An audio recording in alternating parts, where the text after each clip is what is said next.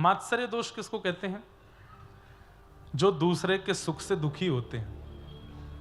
आज की डेट में संसार में सबसे ज्यादा लोग इसी श्रेणी के हैं, अपने दुख से दुखी नहीं है। मुझे बुखार आ जाए चलेगा, मुझे खांसी हो जाए चलेगा, पर वो ठीक नहीं रहना चाहिए, उसको भी बीमार करो।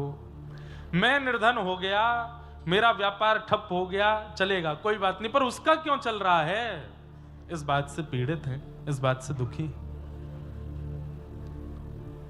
बड़ी प्रसिद्ध कथा है, एक व्यक्ति गया, जाके उसने तप किया, भगवान प्रसन्न होकर के बोले वरदान मांगो। बोले प्रभु एक वरदान दे दो, मैं जो चाहूं मुझे मिल जाया करे। ठाकुर जी बोले ऐसे वरदान देने हमने बंद कर दिए। क्यों? बोले भस्मासुर आया था और उसने मांगा मैं जिसके सिर पे हाथ धरूं वो भस्म हो जाए। शंकर जी ने वरदान दिया, शंकर जी के पीछे भागा, तो तुमको ही भस्म करूंगा मैं। ये सब वरदान नहीं देने हमको। तो प्रभु मैंने तप किया, थोड़ा तो कुछ दो। बोले कुछ और मांगो। बोले नहीं चाहिए यही, मैं जो चाहूं मुझे मिले। तो ठाकुर जी बोले कलयुग का जीव है, चल तूने जो मांगा तुझे देंगे, लेकिन तरीका हमारा होगा। बोले क्या? तू जो चाहेगा तुझे मिलेगा, पड़ोसी को दुगना मिलेगा। ये कोई बात नहीं होती। बोले यही बात है भाई, अब तू जो चाहेगा तुझे मिलेगा, लेकिन तेरे सामने वाले को तुझसे दुगना मिलेगा। जा। आ गया, बढ़िया मेरा बंगलो बन जाए कोलकाता में, और उसका तो एक बना, पड़ोसी के दो बने, दो दो बने। उसने कहा बढ़िया बने, तो पड़ोसी को बहुत ही बढ़िया बना। कोई बात नहीं, तब तक भी सहता रहा। मेरे पास एक बढ़िया लग्जरी कार हो जाए, तेरे पे एक हुई, पड़ोसी पे दो आ गए।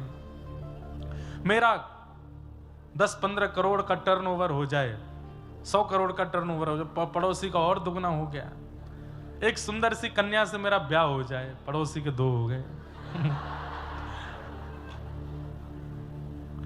मन में विचार करने लगा कि इसके तो मैं जो मांगता हूं सब दुगना मिलता है, तो इसका मतलब तो यह है कि मैं जो भी अच्छा मांगूंगा मुझे थोड़ा मिलेगा, इसको दुगना मिलेगा। लेकिन इसमें यह भी तो होगा कि अगर मैं कोई घाटे की वस्तु मांगूंगा तो मुझे एक होगी, इसको दुगनी होगी। तो चलो अब घाटा मांगते हैं। मेरा आधा घर टूट जाए, और वो आधा घर टूटा, उसका पूरा ही टूट गया। मेरे घर के बिल्कुल मुख्य द्वार पर एक बड़ा गड्ढा हो जाए, मेरे तो एक हुआ, उसके दो हो गए। मेरी एक आंख फूट जाए, अब मेरी तो एक ही फूटेगी, दोनों से ही अंधा हो जाएगा। ये इस प्रकार की भावना से जो लोग बड़े चिंतित रहते हैं, दिन रात उनकी चिंता ही केवल यह है कि वो श्रेष्ठ क्यों हो रहा है, उसके पास सब कुछ क्यों है, वो मुझसे आगे कैसे निकल गया। ऐसे लोगों को मात्सर्य दोषी कहते हैं। और मात्सर्य दोषी लोग आध्यात्म से दूर रहें, क्योंकि उनको आध्यात्म की चर्चा कभी समझ में नहीं आ सकती। कितनी बड़ी विडंबना की बात है। दोष संसार में अनेक हैं, काम, क्रोध, लोभ, ईर्ष्या, द्वेष, अभिनिवेश, अहंता, ममता, चिंता, इतने सारे दोष हैं संसार में। लेकिन केवल ईर्ष्यालु लोगों को कहा गया कि ये लोग कभी आध्यात्म के पथ पर चल नहीं पाएंगे।